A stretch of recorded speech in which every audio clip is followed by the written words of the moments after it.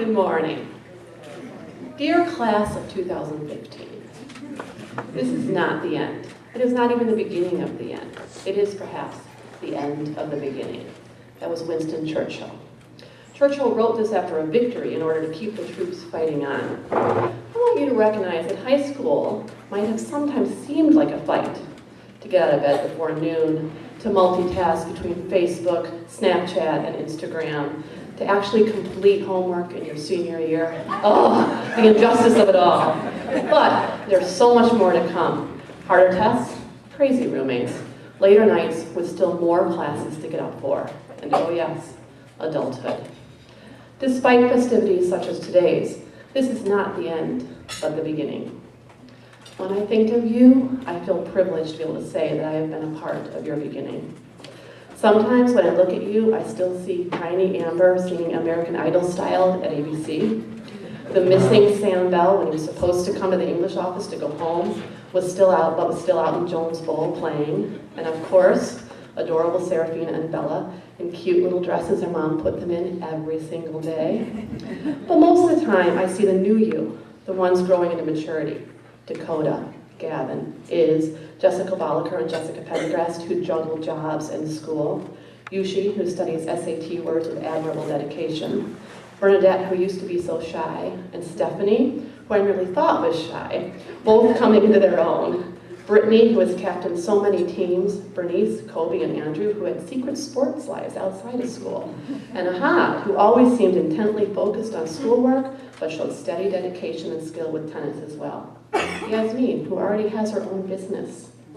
Jeffrey and Adam, who bake and sew costumes. Willie, who keeps bees. Jamie, who's not afraid to be herself. And all of you who have made mistakes, worked hard, and grown up so much in the last 4 to 15 years here.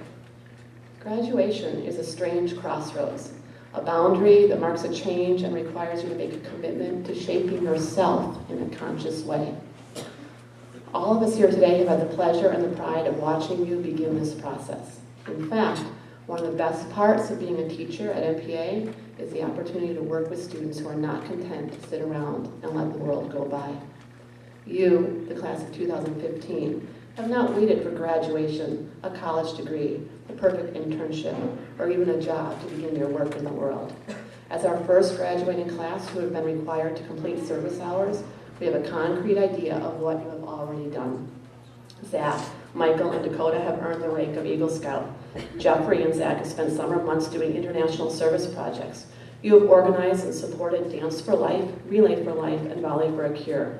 You have volunteered at local libraries, for Special Olympics, at local hospitals, and with the elderly. And here I must give special mention to Annalise Batchelor for her commitment to those with Alzheimer's. Andrew and Iz have worked with kids outside of school, and Alex, Zakia, and Michael have helped and worked with lower school students. Many of you have volunteered your time on student council and for tutoring. Ellie, Claire, Jonathan, Greg, and more have shared their musical talents. Olivia and Natalie, their art talents, and Z surprised us all on the stage. At some point, you have all helped a friend when they were having a bad day, and simply been good people who see a need and find a way to meet it. Charles Kingsley said, "Do noble things, not dream them all day long." And you have already begun living this way. You put your dreams and ideas into action. I urge you to continue. Do not wait for real life to begin. This is it. Every day is your real life, and every day you make the choice to do noble things, or to just dream about the day when you'll be ready to do them. As rigorous college courses and the flurry of social opportunities take your attention, do not forget what you learned here at MPA. Your choices shape not just your future earning power, they shape your character, and that will last longer in the minds and hearts of those you touch than any title or salary. So, how can you do noble things today? One of the first things you can do is to work on cultivating the virtue of courage. This is not the courage of false bravado that leads you to take on more than you can handle. It's the courage that everyday life requires. The courage to seek help when you need to pass organic chemistry and you really want to drop it. The courage to stand up and put a stop to casual hate speech. The courage to admit when you were wrong and vow to do better. When you cultivate courage, you ennoble yourself and those around you.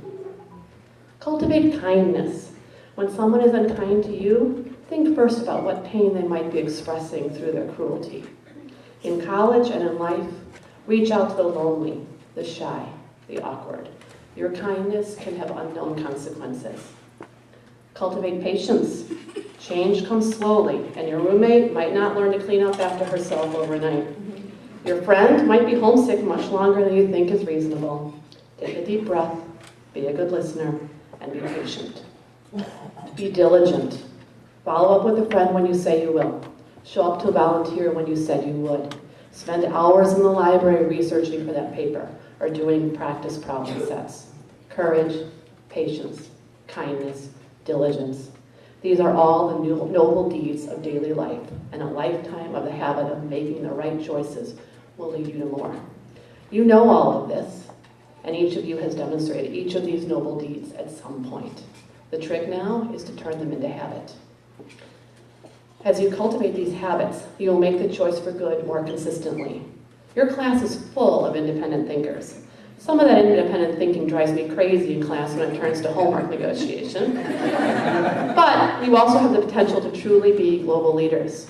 Already, Adel has taken a deep interest in foreign affairs, and Joey has dedicated time to BBYO as a means of making a difference.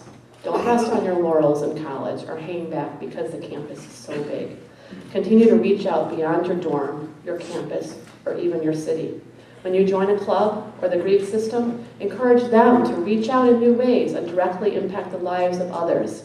In the name of helping others, Nina, Emily, Sori, Claire, Amber, and Lauren have started clubs and spearheaded events here at MPA. You can too. Theodore Guerin said, "We are not called upon to do all the good that is possible, but only that which we can do." Learn to take your own measure. Some of you will go on to run hospitals or corporations. Most of you will not. That is not because you are not good enough, smart enough, or powerful enough. It's because your strength is of a different type, and perhaps the good that you do is in touching individuals through service, through kindness, or through the gift of simply being there. You don't need to save and improve the world all at once. Just make it better for the person right in front of you. Nadia's plans to go into psychology, Cindy's to be a speech therapist, and Julian's readiness to seemingly help wherever he sees somebody needing to put a flag up a flagpole or anything else show them that they already know this. You don't need to make a lot of money, have an important title, or wield a lot of power to do good. I have seen the quiet ones in your class reach out a hand to share a few private words with a friend in distress. I have seen the loud ones demand justice and been rebuffed, only to reshape their demands and try again until they succeed. Both approaches work. Find your strength. Choose your goal. Do your own good in the world. I cannot end without reminding you that part of doing good is treating yourself well. Follow your dreams. Don't be afraid to take risks. Find your own path. Just as Frank and Edward work hard to love basketball with a passion, you must find both a vocation and an avocation, a job you love and a hobby you love.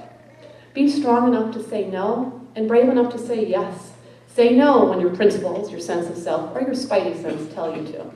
Say yes to a challenge, to believing in yourself, and to that slightly odd but cute boy or girl who asks you out.